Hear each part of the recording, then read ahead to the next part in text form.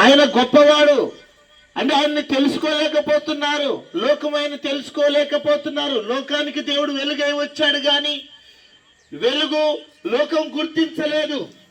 ఎందుకంటే లోకానికి దేవుడు వెలుగై వచ్చాడు కానీ వెలుగును గుర్తించలే. లోకం చీకటిని గుర్తిస్తున్నారు. తాగుడంటే ప్రేమిస్తున్నాడు. ఈ లోకంలో తాగుడు, వ్యభిచారము, నరహత్య, దొంగతనము తాగి జీవితాలు నశించిపోతున్నాయి, కుసించిపోతున్నాయి. ఎందుకంటే చీకటి సంఖ్యలతో బంధించబడ్డారు. రోగులు ఎంతో బాధపరుచున్నారు. ఏదన్లతో బాధలతో కష్టాలతో ఎంతో బాధపడుతూ ఎంతో గంధకార చీకట్లో ఎంతో సంచరిస్తూ ఎంతో బాధపడుతున్నారు దేవుని బిడ్డలారా. ఎందుకంటే దేవుడు మార్గం, సత్యం, జీవమే ఉన్నాడు కాబట్టి.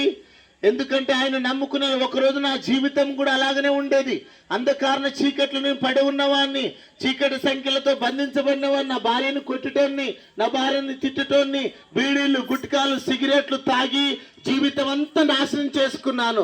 ఇదే నా లైఫ్ అనుకున్నాను.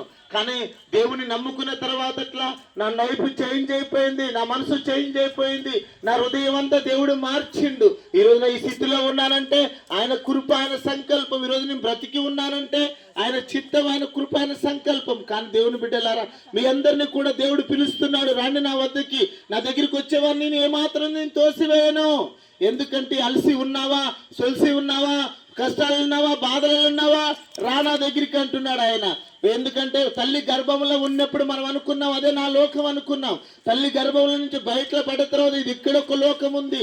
ఎందుకంటే ఇది లోకమైన ఇది అనుకుంటున్నాం, ఇది కాదు, పరలోకం కూడా ఉన్నది. అది కూడా గుర్తించాలి. నరకం, పరలోకం రెండు ఉన్నాయి.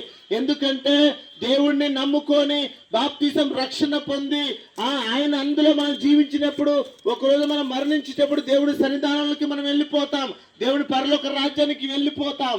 ఎందుకంటే ఈ రోజున మనం ఇలా ఉన్నామంటే మనిషి పుట్టింది గిట్టక తప్పదు.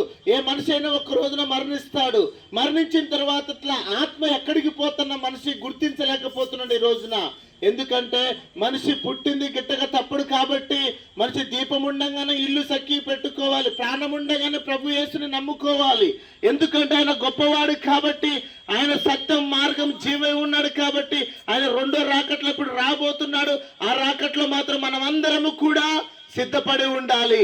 ఎందుకంటే దేవుడి రాకట్లో సిద్ధపడి ఉన్నప్పుడు, ఎందుకంటే ఆయన రాకట్లో మనం ఒక రోజున మరణించినప్పుడు దేవుడి సన్నిధానంలోకి వెళ్ళిపోతాం.